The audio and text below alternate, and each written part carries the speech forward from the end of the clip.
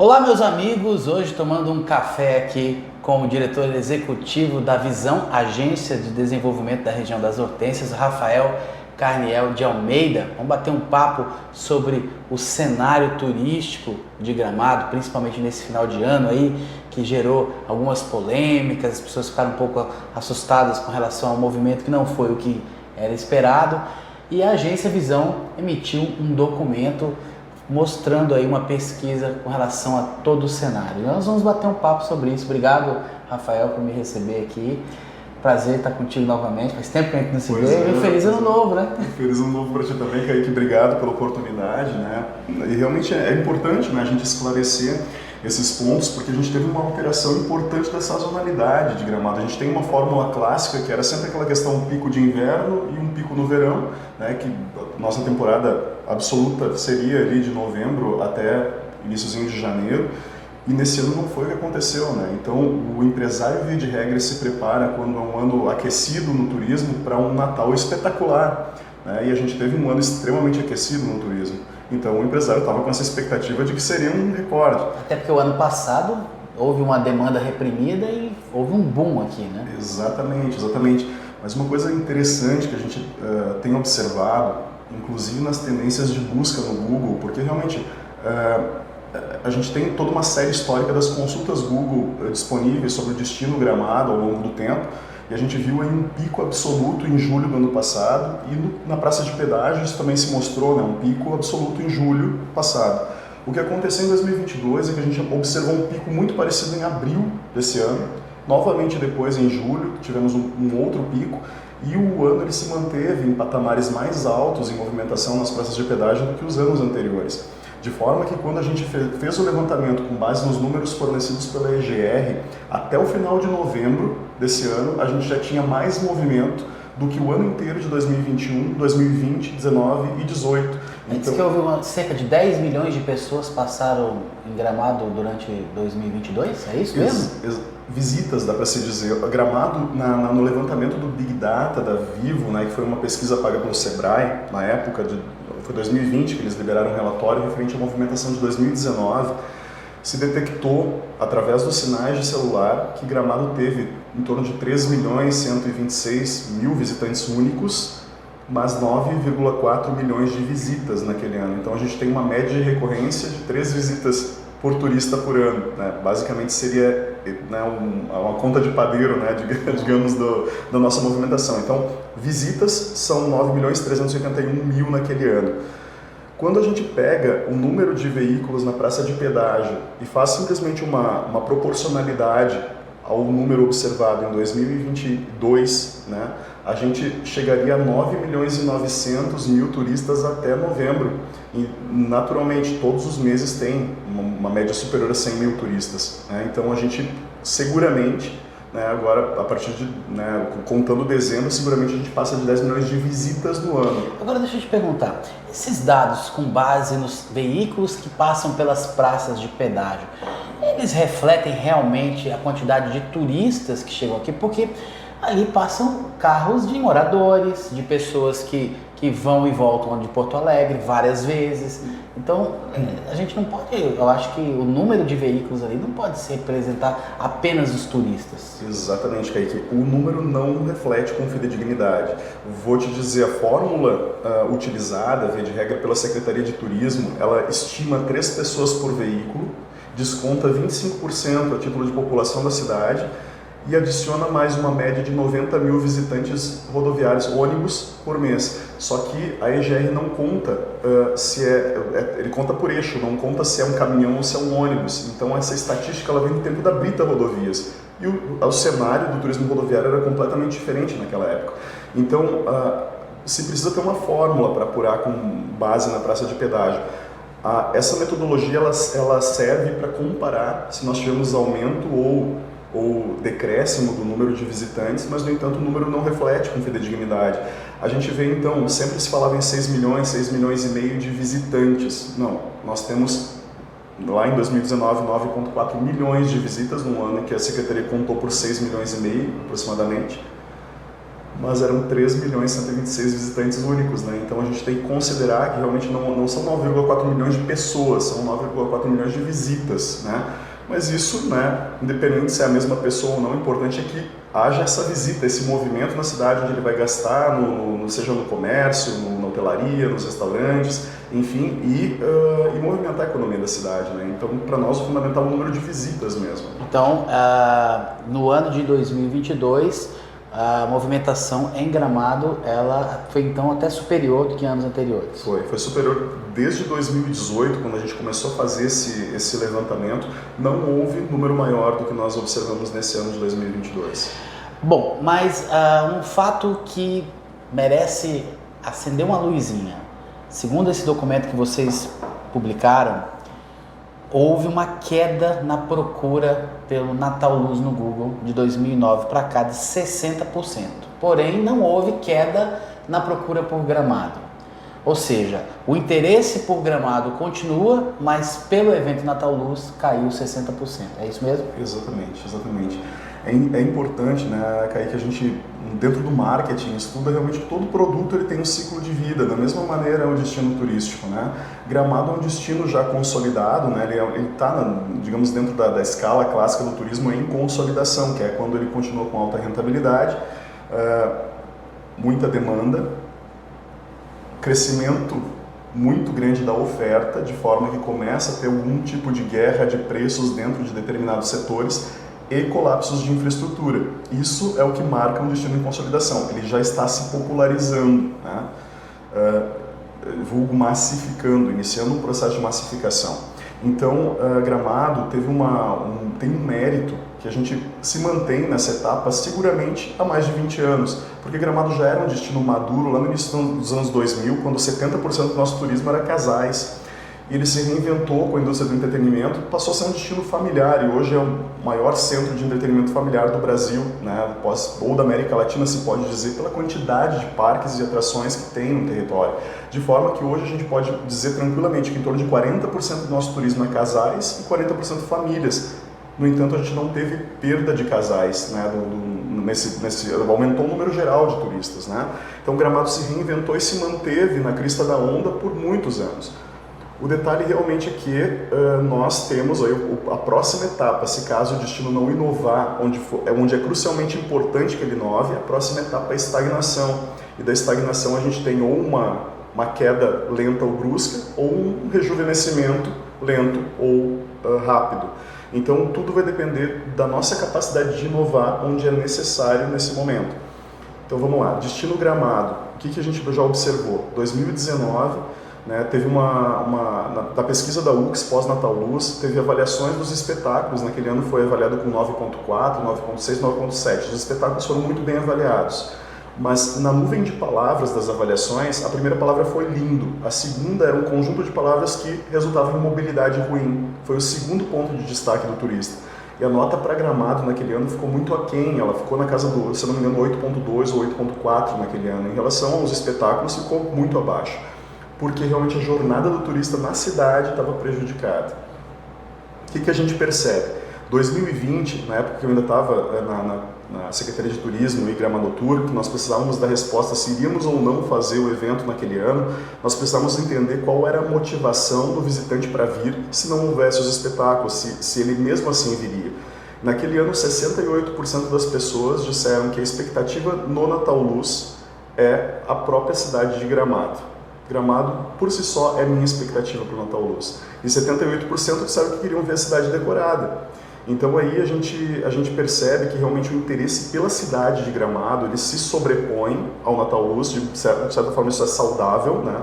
Porque quando eu estava naquela época eu sempre dizia que seria o ideal que Gramado conseguisse equalizar a sua demanda de forma a aproveitar melhor a sua capacidade de evitar aqueles momentos que a gente não consegue transitar, circular na cidade, que o turista fica incomodado com isso, né? Então seria estratégico o Natal Luz dar uma pequena enxugada para melhorar a jornada do turista e esse movimento se transferir para outros meses para aproveitar melhor a capacidade da cidade. Seria o cenário ideal.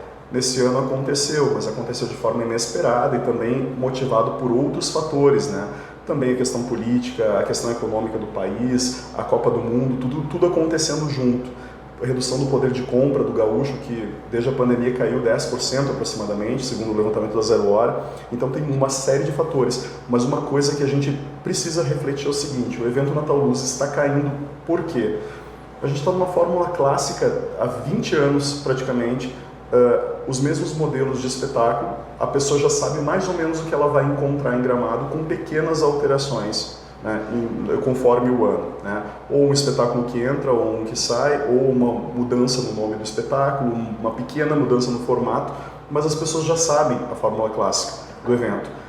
Lá nos anos 2000, com o Joãozinho 30, houve uma inovação disruptiva, porque o Natal Luz era só decoração da cidade, o concerto no lago, né, que era um único concerto, e houve uma reinvenção do evento. E é isso que nós precisamos hoje.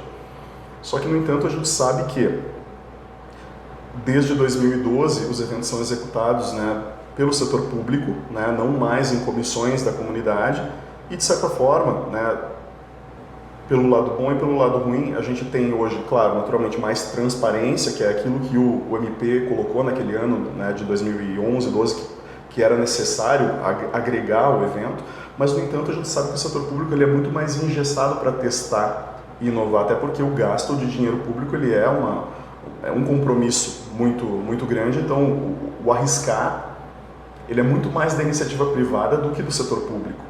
E é justamente esse o momento, nós precisamos reinventar o evento. Ele está de 2009 para cá caindo, né? Então 2009 foi o topo das pesquisas, 2011 teve 95% do que teve em 2009 de pesquisas, aí a gente viu 2017, 18 e 19 na base de 60 e poucos por cento, e aí a gente vê 2021 com 39% e 2022 com 36%. Então, realmente a gente está vendo que o interesse pelo público está caindo em relação ao Natal Luz. E aí eu pego esse gancho para te perguntar o seguinte: como você disse que 2022 o número de visitas em Gramado foi até superior que os anos anteriores, e esse mês de dezembro foi bem abaixo dos anos anteriores, isso seria já um reflexo dessa falta de interesse pelo Natal Luz, já que as pessoas sabem, já que nesse período os preços costumam estar mais altos e Natal Luz para mim já não é tão importante, seria isso? Em parte sim, sem dúvida, porque realmente a busca Google ela é um reflexo de interesse, né? Porque é o primeiro lugar onde a pessoa vai buscar quando ela tem interesse em fazer alguma coisa, seja viagem, seja, né, um espetáculo em si que ela queira ir, ela vai na busca do Google, né? Mas realmente a gente tem visto que a busca do Natal Luz ela está realmente reduzindo, né? Então existe, né, essa questão de quais são as novidades, né? Então a pessoa, o que dá a entender é que as pessoas hoje estão mais interessadas no que Gramado enquanto território oferece do que simplesmente no evento Natal Luz, que é um evento temático de Natal, né? Não é ruim para a cidade, né? Que Gramado não fique somente reconhecida pelo seu Natal, mas sim Gramado o ano inteiro, né? Gramado por si só, né? Mas, no entanto, nós não estamos acostumados a isso, né? Abandonar o Natal Luz eu não acho que seja uma questão, bem pelo contrário. Eu acho que alguns empresários que eu tenho conversado são da opinião de que a prefeitura, Gramado Tour, deveria se concentrar na decoração, deixar a cidade linda e deixar os espetáculos natalinos para a iniciativa privada. Ou seja, acabar o Natal Luz do formato que ele é, e em vez de acontecer o que tem acontecido, da Gramado Tour querer impedir a iniciativa privada de fazer os seus espetáculos, que hoje não pode, né? Ser o contrário, a Gramado Tour focar na decoração, deixar a cidade linda e deixar a iniciativa privada cada um fazer o seu espetáculo. Você acha que essa visão é correta? Ela agrega mais liberdade ao teste, né? À inovação nos formatos do evento, porque realmente a Gramado Tour, o grande problema hoje é que realmente a Gramado Tour ela lida com o dinheiro público e ela não pode correr riscos de uma maneira inconsequente e gerar um prejuízo, né, nas contas públicas, até porque isso seria ilegal, né? Então realmente e naturalmente a presidente da Gramado Tour fica com o seu patrimônio diretamente envolvido. Se caso ocorre qualquer problema nesse sentido, ela termina tendo que responder. Então fica uma situação quase que ameaçadora, né? Inovar se torna uma ameaça e não uma solução. Mas existem caminhos, né? Hoje, por exemplo, se a Gramado Tour passa a gerar editais, por exemplo, solicitando ideias, abre um edital realmente, escolhe a ideia e licita a execução. Ou seja, licencia essa execução, digamos assim. Um ente privado vai assumir todo o risco do espetáculo, a montagem do espetáculo, a Gramadotur pode ganhar sobre a bilheteria, por exemplo. Apenas, né, ou uma taxa de outorga, digamos assim. Reduz o risco da autarquia e pode maximizar, inclusive, o lucro dela.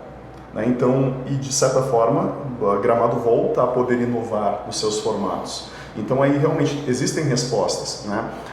Mas realmente eu acredito que o caminho é dar as mãos com a iniciativa privada, né? Porque realmente o turismo ele é público-privado, ele não se faz somente do setor público regulando, tampouco da iniciativa privada sem a colaboração do setor público. É necessário ter esse olhar em conjunto. O que não pode é querer brecar a iniciativa privada. Não, vocês não podem fazer nada, só a gente.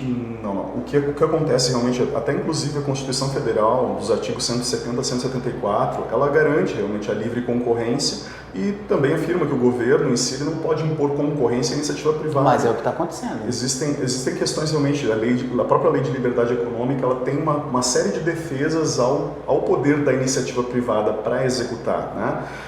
O que a Gramadotur, de certa forma, na minha opinião, né, também poderia naturalmente contribuir é estabelecer, por exemplo, um calendário, né, sazonal, né, indicando as melhores épocas para se fazer eventos na cidade, de forma também a tentar colaborar com a equalização da sazonalidade da cidade, né? Então, digamos, dentro das tarifações, das condições do município, ter uma bandeira verde onde fica tudo mais barato, mais favorável para a promoção do evento da iniciativa privada, uma bandeira vermelha que de repente é aquele momento de colapso da cidade que fica quase intransitável, então a Gramadotur ela pode regular esse mercado.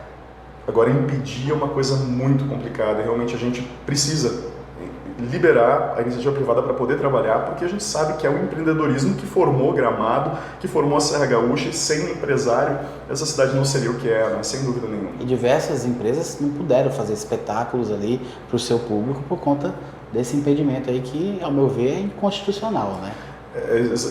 Existe uma discussão já, inclusive, né, proposta pela comissão de eventos, inclusive faço parte da comissão de eventos, né, as entidades em si, né, têm participado dessa discussão, nós sentamos com o Ministério Público e esses termos em si, né, do papel da Gramadotur enquanto ente regulador, mas evitando impedir a iniciativa privada, ele ficou já bastante claro, né? Acredito que os próximos movimentos da Gramadotur sejam mais nesse sentido. Mas é realmente essa a questão, né? Nós temos que evitar, de alguma maneira, uma intervenção exagerada do governo sobre as atividades privadas, né? A liberdade econômica ela sempre vai favorecer, e inclusive a inovação e a própria reputação da imagem de Gramado, que não se desgaste ao longo do tempo, né? Então isso é fundamental, realmente. Rafael, para a gente encerrar, no documento da visão vocês também refutam a ideia de que o movimento em Gramado caiu em dezembro por conta dos preços, que se levantou essa questão aí de que a população, os visitantes deixaram de vir para Gramado porque os preços aqui são impraticáveis. Vocês acham que não? Que os preços aqui estão dentro da realidade de mercado e que existem também opções para todos os bolsos? Exatamente. Na verdade, assim, quando a gente pensa em Gramado, né, não é meia dúzia de atrações como via de regra, boa parte dos destinos, né, pensa aí para ir para o destino A, B e C, já tem praticamente um número X de atrações que são ali, né, 3, 4 parques e mais uma outra experiência para visitar. Gramado é muito além disso. A gente tem 200 hotéis, mais, locação de temporada nem se fala. Aí a gente tem, né, parte de parques, só dos privados em torno de 50, sem contar os públicos. Aí a gente tem nos restaurantes 400 opções. Naturalmente tem aquelas opções que são mais afamadas, seja entre os hotéis, os parques, os restaurantes. Talvez essas opções que são de maior fama estejam talvez num patamar de valores às vezes um pouquinho além do alcance da classe média, mas isso é natural dentro de uma gama de opções. Mas Gramado realmente tem opções para todos os bolsos. Se a gente for ver hotelaria, nós conseguimos hotelaria barata no sentido de custo-benefício bom, uma tarifa justa, né? Restaurantes também, é possível hoje uma família de 4 pessoas comer gastando R$100 sem precisar dividir pratos em alguns lugares do município. McDonald's? Nem McDonald's. Não, mas realmente tem... 100 por pessoa. Não. 4 pessoas pagando R$100. Me fala onde é que é e fala pra pessoa que tá assistindo que eles querem saber também. Não posso fazer propaganda de marcas aqui, mas tem lugares que, por exemplo, tu compra 4 lanches por R$23 cada um, né? Então, realmente, tu gasta menos de R$100 para comprar 4 lanches. Né? Então, que serve para um almoço, realmente. Então, tudo vai depender do padrão que se quer. A gente sabe que Gramado é muito instagramável, tem aquele status de postar no centro de Gramado, nos points mais badalados, aqueles pratos bonitos feitos pelos chefes locais. Muitas vezes a pessoa quer fotografar aquilo, quer mostrar nas redes sociais que ela teve aquela experiência. Então, muitas vezes ela prefere também gastar um pouco mais em um prato que ela possa dividir, se ela, né, quiser ter aquela experiência, do que pagar por 2 pratos que sejam mais simples. Então, acontece isso também. Mas dentro de uma gama de 400 restaurantes, né, Kaique, a gente tem valores para todos os bolsos, né, valores para todos os padrões. O que a gente coloca realmente é que não dá para demonizar Gramado, não é Gramado o problema. O problema é que realmente houve uma redução do poder de compra das famílias, sobretudo da classe média, né? A gente vê também a questão da reabertura das fronteiras, né, que tira um pouquinho da fatia da classe A que vinha a Gramado, mas não nos tira toda, né? E a gente tem uma questão das passagens aéreas, que ficaram com um valor altíssimo. Então, 60% a 70% do nosso turismo vem de avião, né? Então, naturalmente, isso muda o perfil do turista. Então, vamos lá. A gente teve aqui, quando fica caro o voo, as pessoas naturalmente escolhem destinos mais próximos de casa, onde elas podem ir de carro, né? E aí a gente observou realmente esse movimento, né, do turista gaúcho. Está circulando de carro aqui, mas naturalmente o turista que vem de carro, ele se hospeda menos dias, inclusive. Então isso reflete na movimentação da hotelaria. E tem o Airbnb também, né? E o Airbnb também, mas mesmo a gente percebe o Airbnb, a locação de temporada, ela sofreu bastante em dezembro, porque como a hotelaria não lotou, tinha muita oferta na hotelaria. E aí a alocação de temporada caiu para todo mundo. Mas não é só Gramado. Eu falei com outros destinos, né? Por exemplo, Foz do Iguaçu teve uma redução de 30% no público das cataratas, que é uma atração única no mundo. O aeroporto deles, 40% de pessoas a menos, né? A rodoviária, 11% de passageiros a menos. Então a gente vê que realmente não é, né, falando com outros destinos, seja destinos de praia, seja destinos de natureza, todos eles perceberam algumas retrações. Nós tivemos nosso ano recorde de movimentação na história. Outro destino que teve recorde de movimentação na história foi Bonito, né, no Mato Grosso do Sul. Mas todos os outros têm apresentado reclamações em relação ao ano de 2022, justamente em função da redução do poder de compra das famílias, né?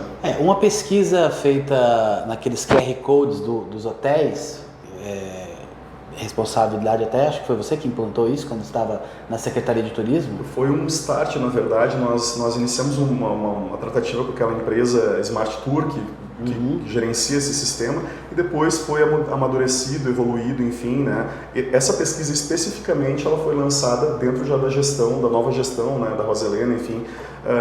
Naquela época foi a mesma empresa que fez o QR Code de rastreamento de casos Covid.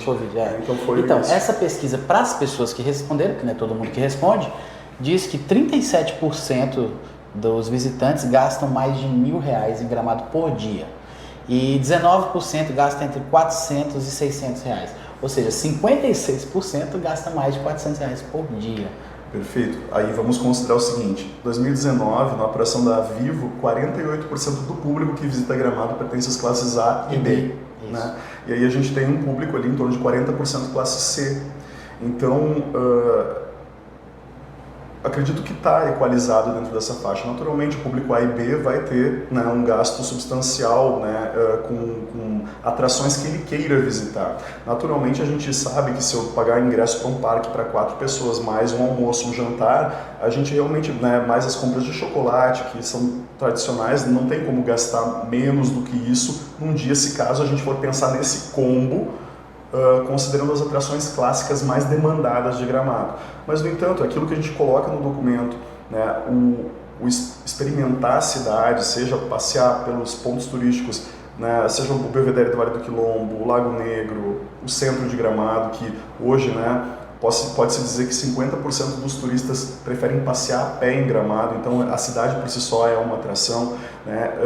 E mais uma série de outras atrações que tem um ticket bem mais em conta, elas permitem realmente a uma família de classe média, classe C, gastar menos do que isso. Naturalmente, vai ter um valor para poder almoçar, jantar e ir num parque, né, que pode beirar os seus 400, 500 reais, dependendo do tamanho da família. Mas realmente é o turismo, né? O turismo, qualquer destino que a gente for, a gente vai perceber essa mesma realidade. Em viagens que eu faço habitualmente, eu observo valores de jantares, né, almoços, não é tão diferente do que a gente encontra em Gramado. Mas a diferença que nós temos é que atrações únicas, né, na parte de entretenimento, não tem outra região do Brasil que tenha tantas experiências únicas e diversas como tem Gramado. Então realmente é muita opção. Se quiser fazer tudo, naturalmente vai ser mais caro, né? Mas tem como programar viagens econômicas, né? Basta garimpar e ver até onde a perna alcança ali, né? Bom, conversei então com o diretor executivo da Visão, Agência de Desenvolvimento da Região das Hortênsias, o Rafael Carniel de Almeida, iniciando o ano com a minha primeira entrevista do ano já em alto nível, né? Trazendo então informações importantes sobre o turismo em Gramado, coisas que precisam ser repensadas. Obrigado, viu? E parabéns pelo trabalho aí, que vocês continuem realmente mostrando um norte, né? Que não adianta mostrar se as pessoas que têm o poder de executar não seguir, né? Espero que realmente isso seja um alerta e que as pessoas que têm esse poder de mudar isso se atentem, escutem e executem para que não aconteça o que você disse, né? Gramado acabe perdendo o seu encanto e acabe tendo aquela queda brusca. Perfeito, Kaique, eu agradeço pela oportunidade. Né? Sempre lembrando, um papel fundamental da visão é justamente, como diz o nome da entidade, olhar para o futuro, planejar esse futuro. Né? Ela vem fazendo isso desde 99. É uma entidade empresarial que se propõe a pensar realmente os caminhos para o desenvolvimento da região das hortênsias e tem feito isso ao longo do tempo. Como um agente que trabalha quase que não digo escondido, mas no sentido de sem aparecer tanto, né? Porque realmente o nosso objetivo não é aparecer, realmente é ajudar, apoiar no desenvolvimento, seja no setor público ou privado. A Visão participa de 14 conselhos, né? E um dos pontos que a gente coloca sempre como crucialmente importantes agora para a inovação é a nossa mobilidade urbana. Isso é fundamental para melhorar a jornada do visitante, é onde faz o maior sentido nós inovarmos. Então, a Visão ela tem alguns assuntos que são de extrema prioridade, e um deles realmente também é a nossa mobilidade urbana como uma visão para o futuro, né, para manter a experiência do turista sempre em alta. Muito bem. Até a próxima, pessoal.